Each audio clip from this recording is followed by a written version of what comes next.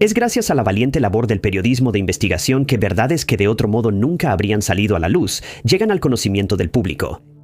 Las revelaciones tienen un poder único para sacar a la luz lo oculto y lo no contado, desafiando narrativas y cambiando las percepciones de la sociedad. Número 10. La comida es un requisito fundamental para mantener con vida a cualquier ser vivo. La comida viene en muchas formas y presentaciones diferentes. Las plantas producen la suya propia a través de la fotosíntesis. Los herbívoros se alimentan de follaje, frutas y bayas, mientras que los carnívoros obtienen los nutrientes necesarios al consumir otros animales. Los humanos, sin embargo, hacen las cosas de manera muy diferente, lo que elimina por completo el concepto de simplicidad.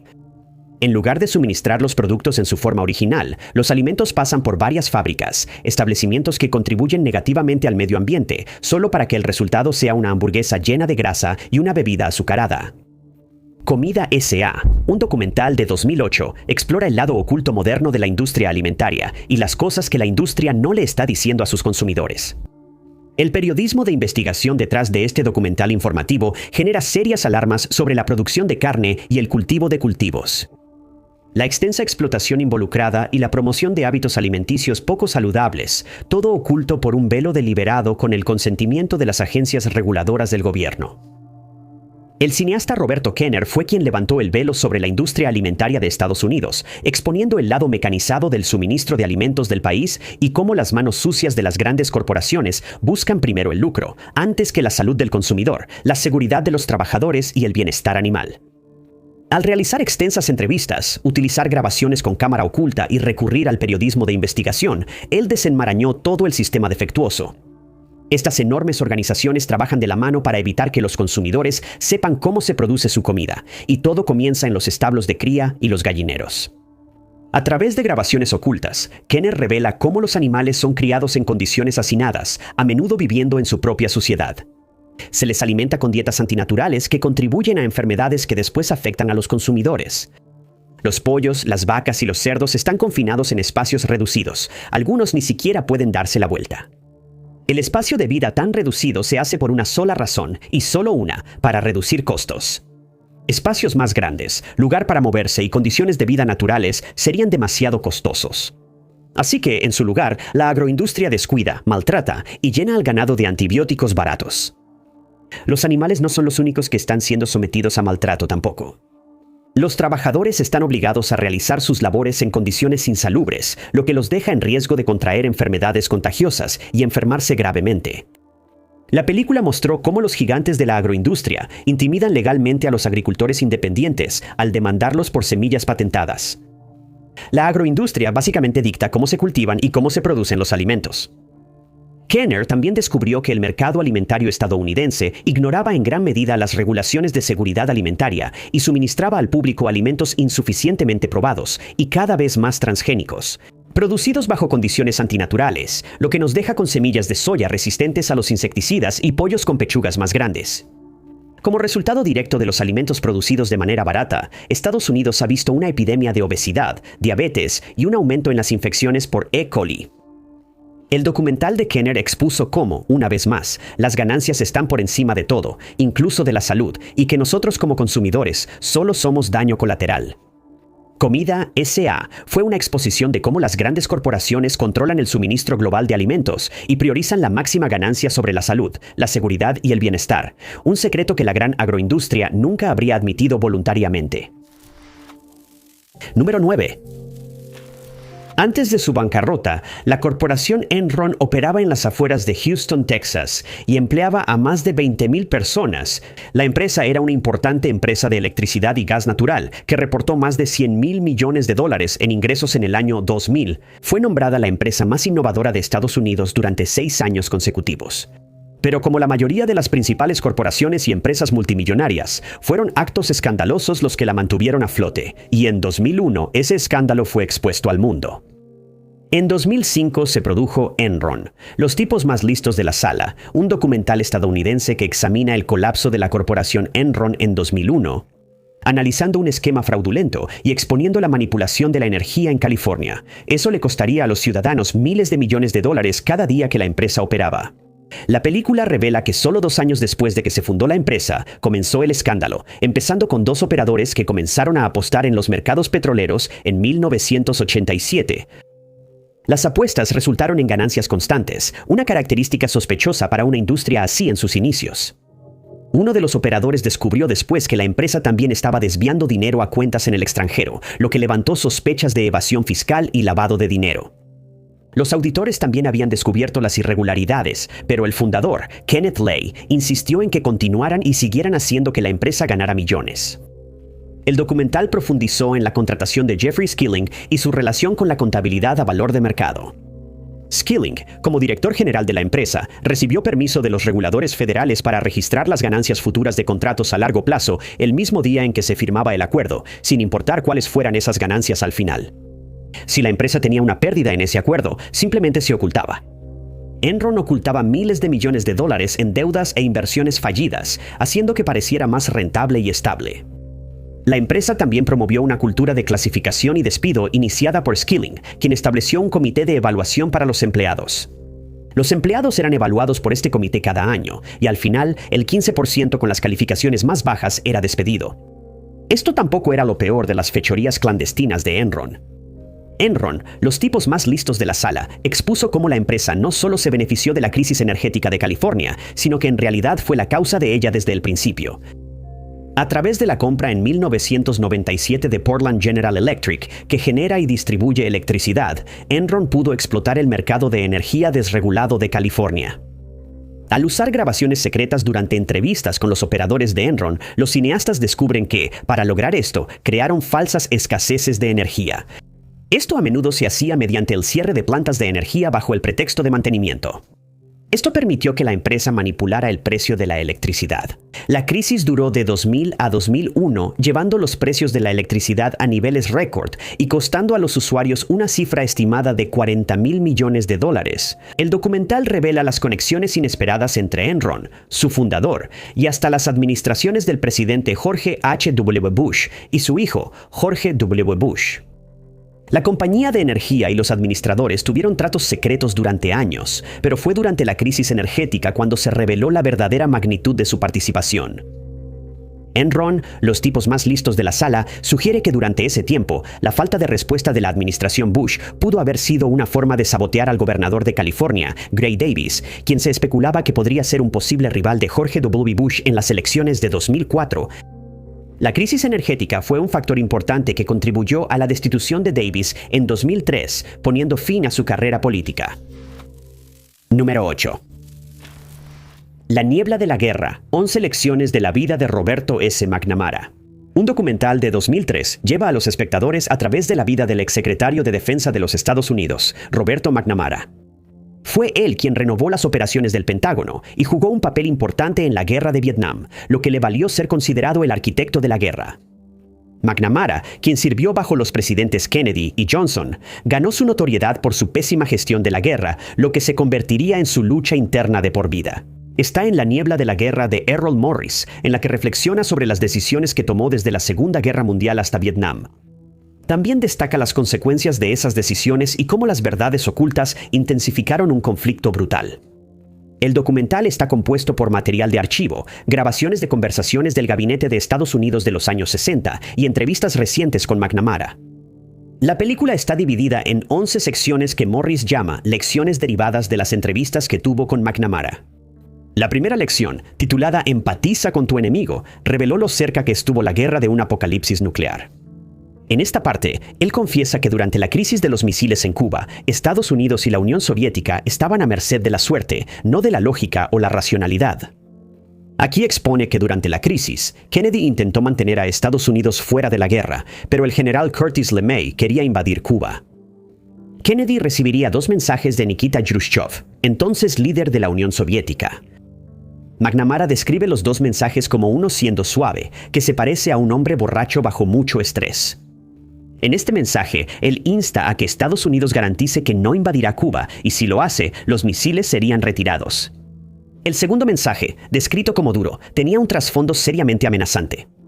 Nos estamos preparando para enfrentarlos con grandes fuerzas militares, decía.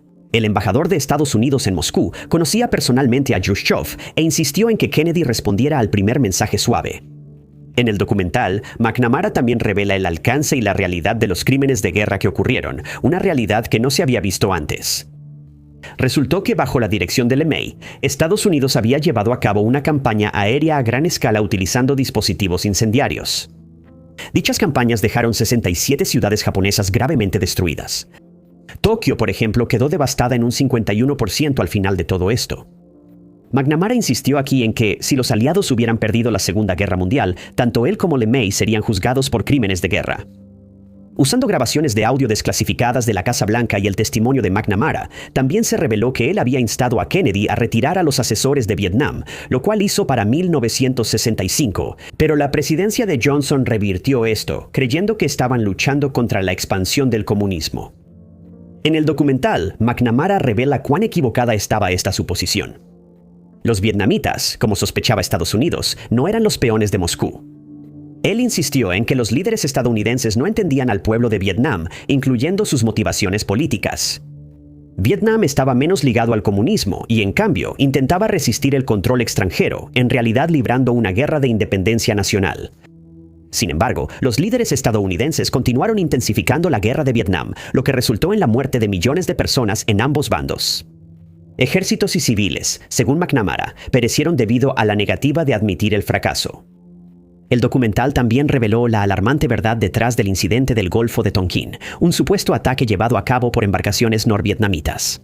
La invasión justificó la escalada de Johnson en la guerra de Vietnam, pero el evento realmente no ocurrió. McNamara reveló que el ataque no ocurrió, pero no pudo confirmar si hubo una intención detrás de ello. Sin embargo, puede decir que para cuando se aprobó la resolución del Golfo de Tonkin, Johnson ciertamente ya sabía que la invasión no había ocurrido. El hecho de que la ley que se promulgó se basara en una suposición falsa sería posteriormente clasificado y enterrado, solo para resurgir tras el documental La niebla de la guerra. Número 7. Edward Snowden es un contratista de inteligencia estadounidense, denunciante y héroe. En 2013, él reveló la existencia de programas clandestinos de recopilación de información que llevaban a la NSA, cuyo alcance se discute a fondo en Citizen4, un documental de 2014 dirigido por Laura Poitras. Citizen4 es la documentación y el resumen de los eventos que comenzaron en enero de 2013 cuando Laura, una periodista, junto con Glenn Greenwald, recibieron un correo electrónico encriptado. El correo electrónico llegó en un momento en que los periodistas estaban trabajando en una historia en desarrollo sobre programas de vigilancia en Estados Unidos. El correo electrónico provenía de un desconocido que se hacía llamar Citizen4. Citizen4 ofreció información interna sobre escuchas telefónicas ilegales y la participación de la NSA, así como de otras agencias. Ese junio, Laura, Glenn y un equipo de cámaras se dirigieron a Hong Kong, donde se reunieron con Citizen4 en una habitación de hotel. Fue aquí donde el autor del correo electrónico se reveló como Edward Snowden. Y aquí, él revela una gran cantidad de información secreta que de otra manera habría permanecido oculta. Este thriller de la vida real revela una violación de la privacidad sin precedentes, respaldada por los programas de vigilancia del gobierno de los Estados Unidos. A través de este documental, Snowden revela cómo la NSA está recopilando y procesando cuentas bancarias, conversaciones telefónicas, correos electrónicos, búsquedas en la web e incluso transacciones digitales. La recolección de datos se estaba llevando a cabo de manera indiscriminada sobre ciudadanos estadounidenses en la Tierra de la Libertad. El escándalo de espionaje masivo no se limitó a figuras de alto rango o personal importante. Eran personas comunes quienes eran los principales objetivos. Citizen4 reveló el alcance de la recolección masiva de metadatos, donde el gobierno recolectaba rutinariamente los registros telefónicos de millones de personas, sin importar si eran sospechosas de algún delito o no. Snowden reveló que recolectaban ubicaciones, números marcados y la duración de las llamadas. Ni siquiera las comunicaciones con tu banco eran confidenciales, nada era privado. La NSA también monitoreaba las comunicaciones de líderes mundiales, incluyendo a aliados importantes en Europa. Intervinieron sus teléfonos a través de grandes empresas de Internet y tecnología, interceptaron correos electrónicos, datos de navegación y lo que se pensaba que eran chats personales. Para hacer aún más perturbador el escándalo de espionaje, Snowden reveló que la NSA no actuaba sola. Los principales proveedores de Internet y compañías de telecomunicaciones cooperaban activamente con estas agencias y facilitaban la recolección masiva de datos. A lo largo de la película, Snowden se vuelve cada vez más paranoico y con falta de sueño. Más tarde, funcionarios estadounidenses determinaron dónde se estaba quedando, poniéndolo en mayor riesgo que nunca. Se le concedió asilo temporal en Rusia por 1 año. Glenn regresa a su casa en Río, donde comienza a hablar sobre Estados Unidos y el uso de los programas de la NSA para la vigilancia de asuntos exteriores. La película termina con la última reunión entre Glenn, Laura y Snowden. Esta vez están en Rusia, donde el denunciante mantenía un perfil bajo. Discuten nueva información sobre los programas de inteligencia de Estados Unidos, pero tienen cuidado de no decir información crítica en voz alta, solo la escriben en pedazos de papel. El documental concluye con Glenn rompiendo estos documentos, creando un montón de papel picado y luego retirándolo de la mesa. Número 6. En 2013, uno de los documentales más reveladores llegó a las pantallas de televisión, exponiendo una característica a menudo pasada por alto en la industria del entretenimiento: la explotación. Detrás del documental Blackfish estaba la directora Gabriela Calper-Wade, quien buscaba dar a conocer los horrores muy reales que los animales en la industria del entretenimiento enfrentan a diario. En el caso de Blackfish, ella enfocó su atención en la reconocida compañía SeaWorld, una franquicia de parques de vida marina y animales que actualmente opera 3 parques activos en Estados Unidos. Aunque SeaWorld rescata vida marina, los rehabilita y luego los libera, también explota a animales que están destinados a vivir en libertad. Algunos animales que residen en estos parques no pueden ser devueltos a la vida silvestre, así que, en su lugar, SeaWorld los explota con fines de lucro al obligarlos a hacer trucos y a participar en encuentros antinaturales y de contacto directo con los visitantes. Una pequeña fracción de las criaturas también fueron capturadas en estado salvaje, lo que significa que fueron atrapadas en la naturaleza y llevadas al establecimiento aunque no tuvieran lesiones. Esto desde entonces se ha vuelto ilegal. Blackfish se centra en un cautivo en particular de la industria, una orca llamada Tilikum, y también resalta la crueldad que otros animales están experimentando a través del entretenimiento marino. Esta orca en particular, revela el documental, ha sido responsable de hasta 3 incidentes fatales en el parque, lo que resalta las consecuencias directas de mantener animales salvajes en cautiverio. Tilikum fue una de las orcas capturadas en la naturaleza que llegó a SeaWorld sin lesiones. Fue arrojado a un tanque que ni siquiera se acercaba al tamaño que estos animales necesitan, y tuvo que enfrentarse al acoso de sus compañeras orcas en cautiverio. La película de Gabriela expuso el trauma psicológico que sufren las orcas en cautiverio, lo que resultó en la agresión que se presenció en el caso de Tilikum. También reveló negligencia sistémica, condiciones de trabajo increíblemente peligrosas y engaño corporativo intencional dentro de la industria del entretenimiento marino. El engaño que expusieron incluía la afirmación fabricada que difundió SeaWorld, sugiriendo que las orcas en cautiverio viven más que las que están en libertad, una mentira que usaron para manipular a los espectadores, insistiendo en que le estaban haciendo un favor a los animales. El documental también expuso la información intencionalmente engañosa que SeaWorld difundía sobre las aletas dorsales colapsadas y caídas que se ven en las orcas en cautiverio. SeaWorld había estado engañando activamente a sus visitantes, insistiendo en que la aleta era una herencia genética y que las orcas salvajes eran más afectadas por la aleta dorsal caída. Pero este no era el caso. La película determinó que la aleta caída era causada directamente por el cautiverio, específicamente por el estrés. El colapso de la aleta ocurre en el 100% de las orcas macho adultas en cautiverio y en menos del 1% de las que están en libertad. Como resultado de la película, la reputación de SeaWorld quedó gravemente dañada. Se ejerció una intensa presión pública sobre la empresa, lo que provocó cambios importantes y logró poner fin al programa de reproducción de orcas. También llevó a que el Shamu Circus Show fuera reemplazado por presentaciones más educativas que garantizaban la seguridad de los entrenadores, evitando que tuvieran que entrar al agua con las orcas. Número 5. La NSA no fue la única agencia que llevó a cabo vigilancia masiva en un país. A principios de la década de 2010, los datos personales de millones de usuarios de Facebook fueron recolectados ilegalmente por Cambridge Analytica, una firma consultora británica. La recolección de datos sin consentimiento se llevó a cabo para una campaña publicitaria dirigida políticamente. El Gran Hackeo, un documental de 2019, busca exponer esta escandalosa operación y las conexiones clandestinas entre las redes sociales y los anunciantes. El documental arrojó luz sobre el lado oscuro de la economía de los macrodatos que sustenta a las redes sociales. El gran hackeo explora cómo una empresa hizo un mal uso de los datos personales de Facebook de millones de personas para microdirigir a civiles y votantes indecisos en las elecciones de Estados Unidos. La película comienza con una imagen de Brittany Kaiser usando una peluca roja mientras asiste al festival Burning Man. Sobre las imágenes, se escucha su testimonio ante el comité selecto de la Cámara de los Comunes. Se trata de las prácticas infundadas de su empleador, Cambridge Analytica. El contraste entre el audio y las imágenes representa la conexión entre la contracultura y la cultura moderna. Kaiser fue localizada por los cineastas y, tras algo de persuasión, decidió revelar la verdad sobre las actividades secretas de su empleador. Con una carpeta llena de documentos de sus archivos personales de Cambridge Analytica, ella explica el método efectivo de microsegmentación dirigido a ciudadanos desprevenidos, a quienes llamó los persuadibles. A través de una aplicación llamada This is Your Digital Life, la empresa pudo determinar personalidades, opiniones políticas, gustos y disgustos para así mostrar a los usuarios de redes sociales anuncios políticos altamente personalizados y basados en el miedo que influirían de manera efectiva en la opinión de los espectadores.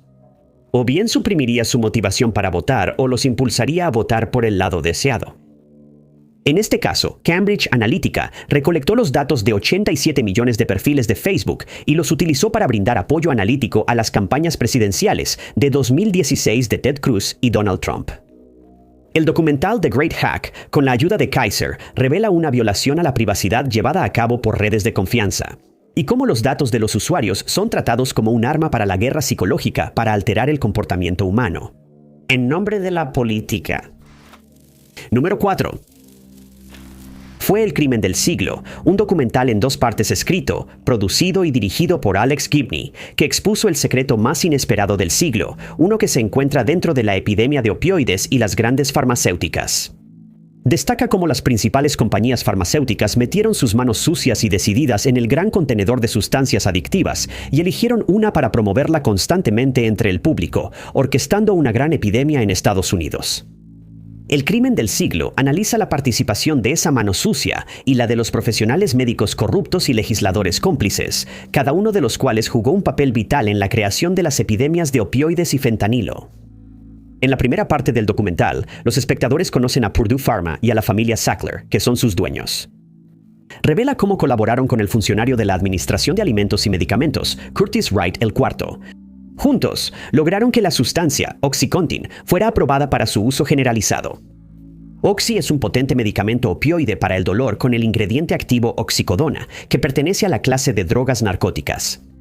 Debido a la capacidad de este medicamento para bloquear las señales de dolor, impactando directamente el sistema nervioso central, conlleva un gran riesgo de dependencia, adicción y uso excesivo. Purdue Pharma y la familia Sackler culparon directamente a los usuarios de opioides por abusar del medicamento, mientras que el documental traslada la culpa a los propios fabricantes y mercadólogos. Debido a que la sustancia era tan adictiva, las compañías farmacéuticas obtuvieron ganancias.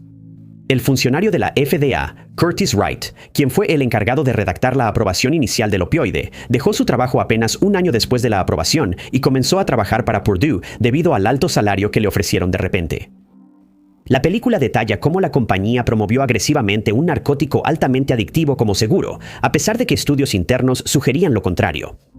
Sabían perfectamente que estaban impulsando una crisis y, una vez más, las ganancias estaban al mando de la operación. En la segunda parte del documental, los espectadores fueron arrastrados al mercadeo masivo del fentanilo, otro potente opioide sintético que inicialmente se desarrolló para tratar el dolor severo en pacientes con cáncer. Es 50 veces más fuerte que la heroína y 100 veces más fuerte que la morfina. También es altamente adictivo y tan potente que una pequeña cantidad puede resultar fatal. Para este punto en el documental, la crisis de los opioides ya era responsable de 40 muertes al día. Fue entonces cuando Insys Therapeutics decidió sobornar a los médicos para que recetaran en exceso fentanilo como parte de un plan mayor y más complejo para defraudar a las compañías de seguros con tácticas de mercadotecnia engañosas. Mientras los legisladores hacían la vista gorda ante el inquietante fomento del abuso de narcóticos. Esa indiferencia, por supuesto, no fue gratuita. Empresas de narcóticos como Insys Therapeutics canalizaron sobornos a los legisladores para reescribir la legislación, impulsando la sustancia en el mercado. El crimen del siglo también expone cómo los agentes federales de la DEA, que intentaron determinar el origen de la crisis y detener el flujo masivo de pastillas, fueron castigados al ser expulsados de sus trabajos por el Congreso. Número 3. Fue Seymour Hersh quien pasó años en la primera línea del periodismo político, recopilando información, investigando escándalos y enfocándose en la participación de Estados Unidos en el extranjero. Sus extensos reportajes y denuncias culminaron en un documental amplio y minucioso realizado por Laura Poitras y Mark Obenhaus, titulado Encubrimiento, que explora el esfuerzo incansable de Hersh por exponer el engaño sistémico, la violencia sancionada por el Estado, el engaño político, las atrocidades y los encubrimientos instigados por el gobierno. Sus labores abarcaron desde la Guerra de Vietnam hasta Irak. El documental de 2025 presenta al propio Hersh, quien accede a hablar sobre su carrera, revelando los secretos que aprendió y brindando un acceso sin precedentes a toda su obra. En detalle, habla sobre los crímenes de guerra de Estados Unidos durante la Guerra de Vietnam, incluyendo los de la masacre de My Lai. Según los relatos históricos oficiales, el ejército elogió la operación como una victoria sobre el Vietcong, ocultando las pruebas de lo que realmente sucedió durante este evento. Sin embargo, Hersh relató el estremecedor testimonio de un soldado reclutado que revivió la brutalidad de la masacre, cómo los objetivos habían sido cientos de civiles vietnamitas desarmados y cómo recibió la orden de un teniente, William Calley, de ejecutar a un grupo de niños a quienes acababa de darles dulces, mientras estaban de pie dentro de una zanja creada por el ejército, que finalmente se convertiría en una fosa común. Hersh también expuso la Operación Menú en el documental, una campaña táctica encubierta de bombardeos incendiarios llevada a cabo en el este de Camboya durante la Guerra de Vietnam. Afirmó que desde el 18 de marzo de 1969 hasta mayo de 1970, el Comando Aéreo Estratégico de los Estados Unidos desató el caos sobre estas áreas base y santuarios.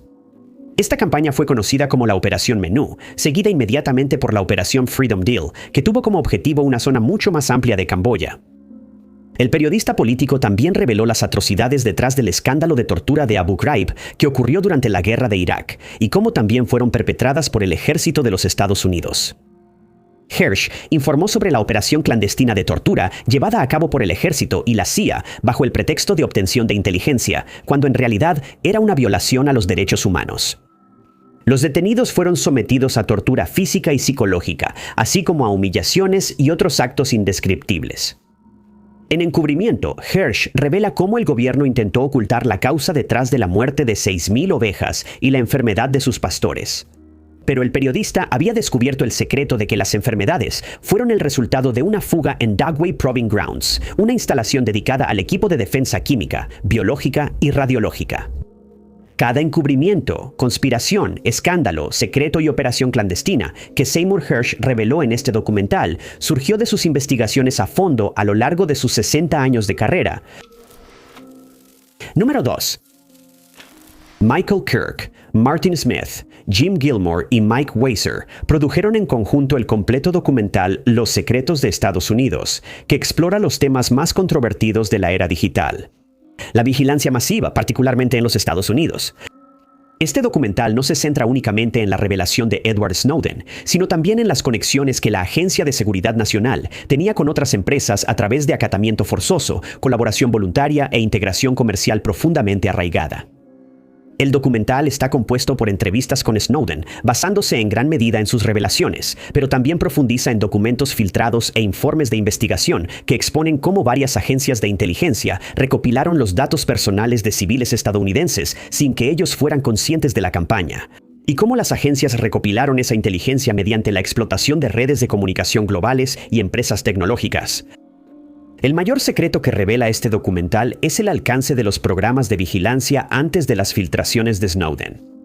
Estados Unidos de los Secretos revela cómo la NSA se asoció con Silicon Valley, un epicentro global de la tecnología. La relación evolucionó después de los angustiosos eventos de 2001, lo que llevó a un aumento en la vigilancia que se hizo creer a los estadounidenses que estaba enfocada solo en amenazas a la seguridad, no en el público en general. La película reveló cómo, a través de programas como Prism, la NSA tenía acceso directo a datos personales en cuentas de Google, Microsoft, Facebook, Apple y AOL. Bajo estos programas, el gobierno recolectaba y almacenaba comunicaciones de manera clandestina, incluyendo videos en vivo. La agencia también participó en la recopilación en tránsito, interceptando el tráfico de Internet mediante la cooperación de las principales compañías de telecomunicaciones. AT&T, revela el documental, cooperó con la NSA y les proporcionó datos de sus clientes. Salas ocultas en los centros de datos y equipos de vigilancia especializados contribuyeron a un nivel de intrusión sin precedentes en el tráfico de Internet. La investigación reveló cómo tribunales secretos e interpretaciones legales clasificadas permitieron que la NSA siguiera operando en secreto, sin informar nunca al público sobre su misión encubierta. Y destaca lo que enfrentan los denunciantes al revelar información secreta al público. Número 1. En 2013, John Lundberg, Mark Pilkington, Roland Denning y Kypros Kyprianou completaron el reportaje Mirage Men, que profundiza en la conspiración, que el folclore ovni se basaba en un montaje militar de Estados Unidos, en un esfuerzo por desviar la atención pública de los proyectos clasificados que se estaban llevando a cabo. Mirage Men explora la intersección más extraña entre el secreto gubernamental y la cultura ovni, donde la información que se le daba al público puede que no fuera verídica. El documental investiga cómo muchas de las historias famosas de ovnis en realidad no fueron encuentros extraterrestres, ni tampoco eran extrañas o fantásticas. En cambio, parece que muchos de estos documentos simplemente fueron inventados. La película se basa en entrevistas y testimonios de funcionarios gubernamentales y personal militar, incluyendo a un exagente especial de la Oficina de Investigaciones Especiales de la Fuerza Aérea de los Estados Unidos, Richard C. Doty. A través de conversaciones y un análisis más profundo de los relatos de los testigos, Mirage Men revela cómo la desinformación fue utilizada como arma contra el público durante la era de la Guerra Fría e incluso después. Fue durante este tiempo que el ejército estaba llevando a cabo operaciones clandestinas, incluyendo pruebas de aeronaves furtivas en bases militares secretas. Debido a su secretismo, el público se sintió inmediatamente atraído por esas áreas restringidas. Y según el documental, el gobierno necesitaba una manera de desviar la atención del público para permitir que las pruebas y experimentos continuaran sin que nadie lo supiera. Los avistamientos de aeronaves extrañas hicieron que la historia de los ovnis extraterrestres fuera mucho más creíble. Su plan había funcionado. El ejército podía seguir llevando a cabo sus operaciones mientras los entusiastas y teóricos de la conspiración se reunían en lugares oscuros para hablar sobre la llegada de los extraterrestres. Los escépticos también estaban distraídos por las afirmaciones extravagantes que hacían los creyentes. Nadie estaba mirando al ejército. El mito de los extraterrestres se convirtió en una historia de encubrimiento conveniente. En este documental, Ricardo Doty confirma las sospechas, alegando que él fue uno de los oficiales de inteligencia que participaron en la campaña de desinformación dirigida a investigadores, expertos y entusiastas de los ovnis. Él sugirió que documentos falsos, historias y eventos montados fueron enviados a través de teóricos e investigadores, asegurando filtraciones de alto secreto que desviarían a la comunidad. Muchas gracias a todos por vernos. Si les gustó este video, asegúrense de darle like. Además, no olviden suscribirse y activar la campanita de notificaciones para estar al tanto de todos nuestros futuros videos. Mi nombre es Top 5 Unknowns y nos vemos en el próximo.